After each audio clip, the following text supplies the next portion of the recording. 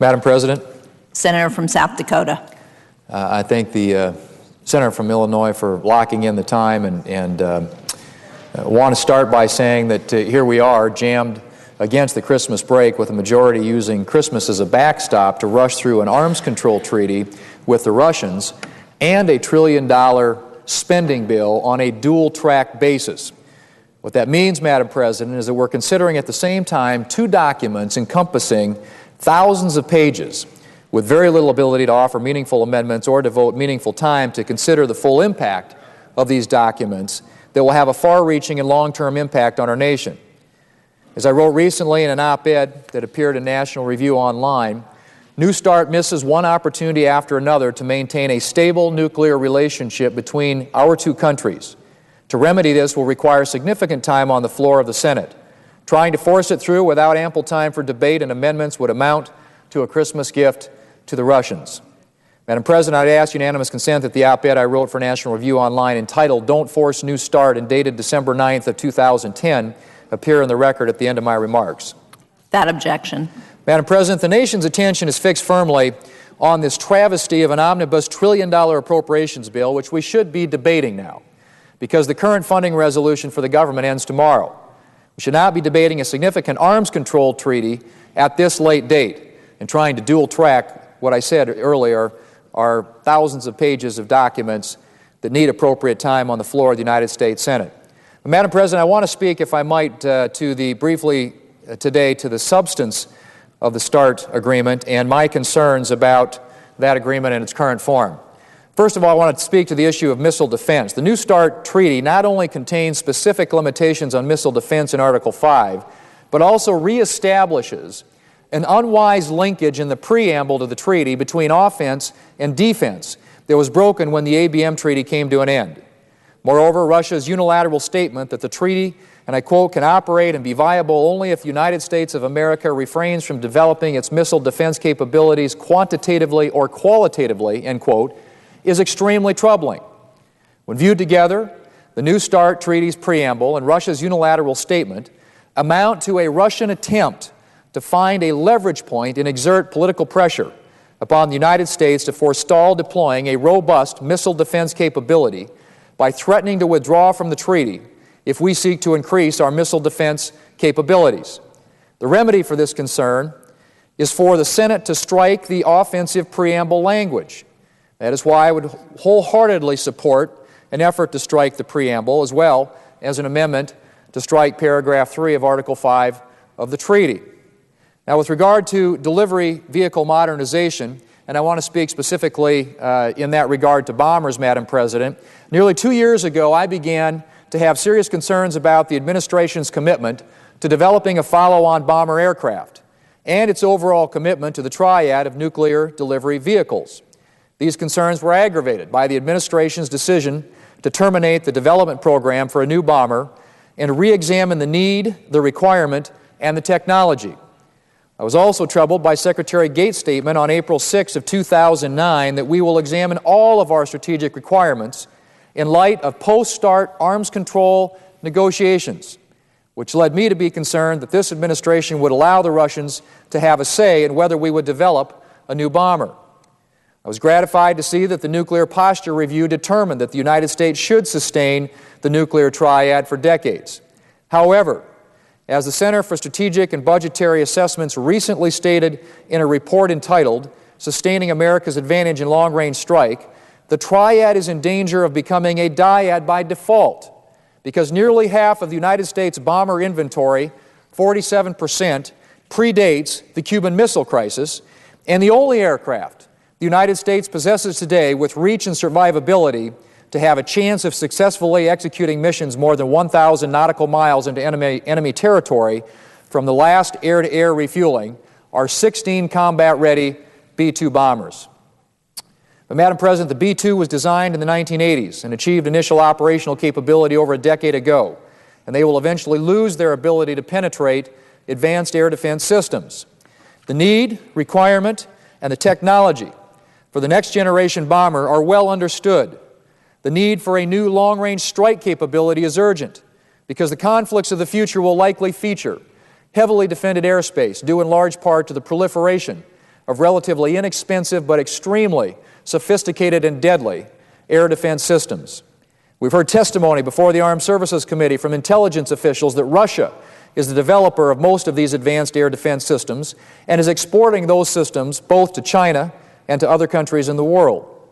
Various past and present combatant commanders of the Pacific Command, Strategic Command, and Joint Forces Command have each testified in support of the capability that the next generation bomber will provide. As Senator McCain summarized in his letter to the Foreign Relations Committee on the treaty, the 1251 plan and even the updated plan lacks critical details about decisions related to the follow-on ICBM, the next generation bomber, or a follow-on air-launched cruise missile.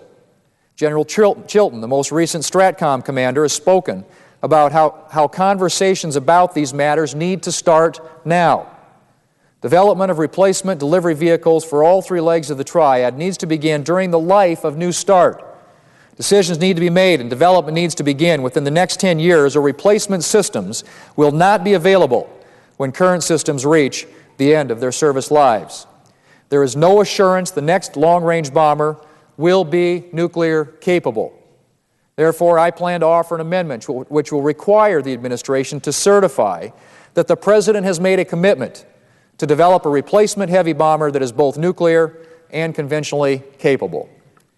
With regard to delivery vehicle numbers, Madam President, on July the 9th in 2009, at an Armed Services Committee hearing, I asked General James Cartwright, the Vice Chairman of the Joint Chiefs, about the administration's commitment at that time to reduce our strategic delivery vehicles to somewhere in the range of 500 to 1,100 systems, and to specify at what point in this range would he become concerned that delivery vehicle reductions would necessitate making our nuclear triad into a dyad.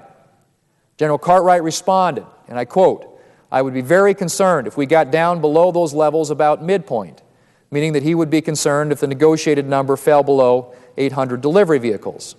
Madam President, this treaty caps delivery vehicles at 700, substantially below the number that General Cartwright stated a year and a half ago. Now, the administration makes this odd distinction between deployed and non-deployed delivery vehicles and points out that the total cap for the treaty is 800 deployed and non-deployed systems. And of course, there's a letter from General Cartwright in the record stating that he's comfortable with the distinction between deployed and non-deployed delivery vehicles and the overall limits to delivery vehicles. But the real number we're working here with is 700. I think it's worth noting that former Defense Secretary Schlesinger testified to the Senate Foreign Relations Committee on April 29, 2010, and I quote, "As to the stated context of strategic nuclear weapons, the numbers specified are adequate, though barely so," end quote. With regard, Madam President, to this limit of 700 deployed delivery vehicles, I find it very troubling that the administration has yet to articulate how it will deploy a nuclear force conforming to the number of 700. The administration has informed the Senate how it might field a force of 720 delivery vehicles, which Secretary Gates and Admiral Mullen acknowledged in a hearing before the Senate Armed Services Committee on June 17th, 2010, would still require further reductions to meet the treaty's central limits. They went on to argue that because the United States will have 7 years to reduce its forces to these limits, they did not find it necessary to identify a final force structure at this point, meaning the Senate will commit the United States to a delivery vehicle force of 700 without knowing how that force will be composed. This problem is compounded by the fact that the treaty was so poorly negotiated that for every ICBM or SLBM deployed with a conventional warhead, one less nuclear delivery vehicle will be available to the United States. The treaty essentially requires the United States to make unilateral reductions in delivery vehicles, as Russia is already well below the delivery vehicle limits and would have drastically reduced its arsenal with or without this treaty.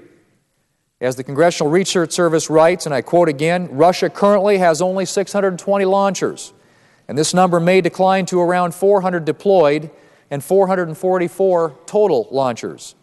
This would likely be true whether or not the treaty enters into force, because Russia is eliminating older missiles as they age and deploying newer missiles at a far slower pace than that needed to retain 700 deployed launchers, end quote.